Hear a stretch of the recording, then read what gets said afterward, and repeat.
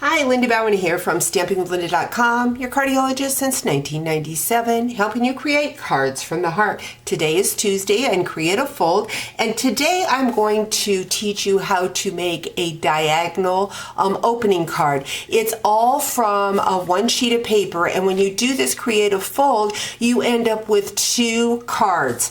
It's just a fun card to do, and I'm going to be using that Winter Woods bundle that is from the tutorial that I'm offering in my online store this month. Also, it's my birthday month, so you want to head on over to my blog and find out how you can get a gift during my birthday month. So let's get started. I think the first thing I'm going to do is to work with that tree.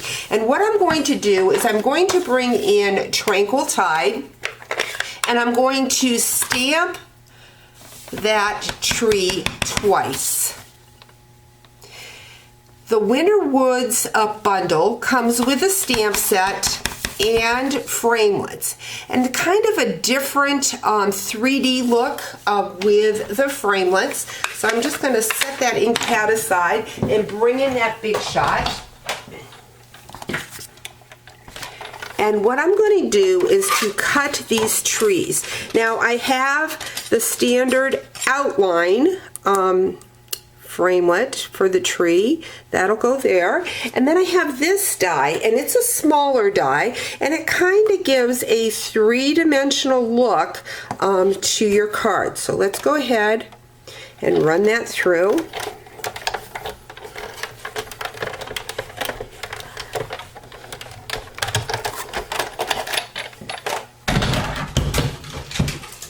Bring that paper back. This just popped out like so, like a normal framelit. Now this one is a little bit different. I'm going to grab my paper piercer and get that tree to come out. And I don't know how well you're going to be able to see this on the camera, but there's little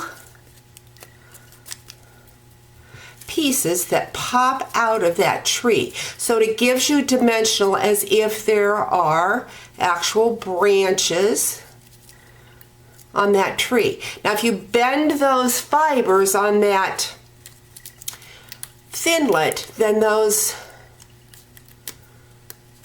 boughs will just pop out better. I'm going to bring in some dimensionals, and I'm going to put a couple dimensionals down.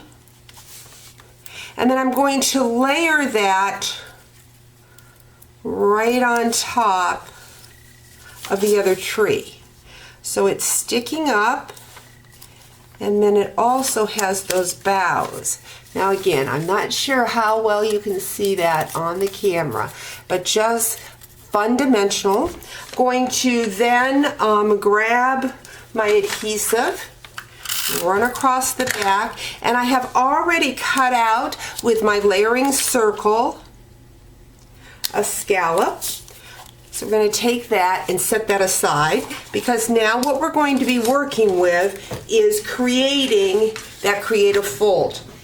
Again, I am using a piece of Tranquil Tide, standard piece, 8.5 by 11, and what I'm going to do is I'm going to go in and I'm going to score it at the 4 1/4. Remember, with our personal trimmer, the lighter color is our score line, so score at 4 1/4, and then I'm going to score at 5 1/2.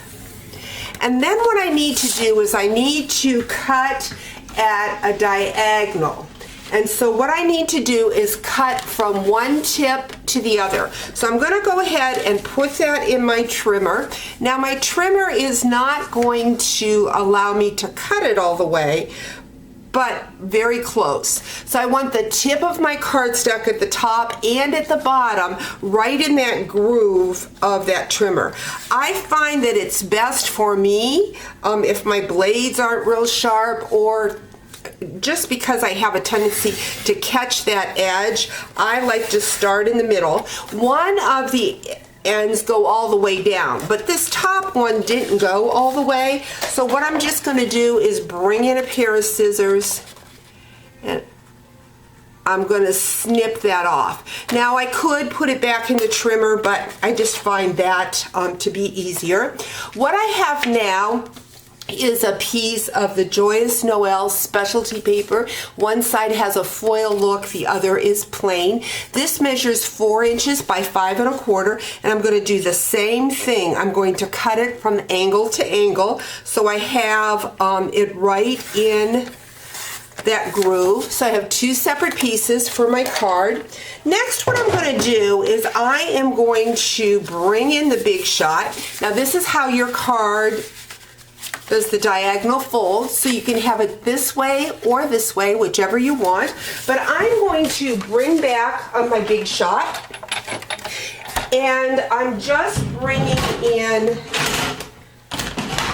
the platform and one of the cutting mats because I am going to be using that tin tile dynamic folder. Now this is a very thick folder, so you don't need to have 2 mats with it. And what I'm going to do is I'm going to take one of the triangles and I'm going to put it in the Big Shot folder like so. And I'm bringing that score line right to the edge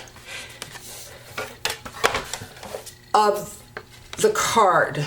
So like so. Just going to slide this over so you can see it better. I'm just going to fold this over because I don't want it to get caught in my Big Shot.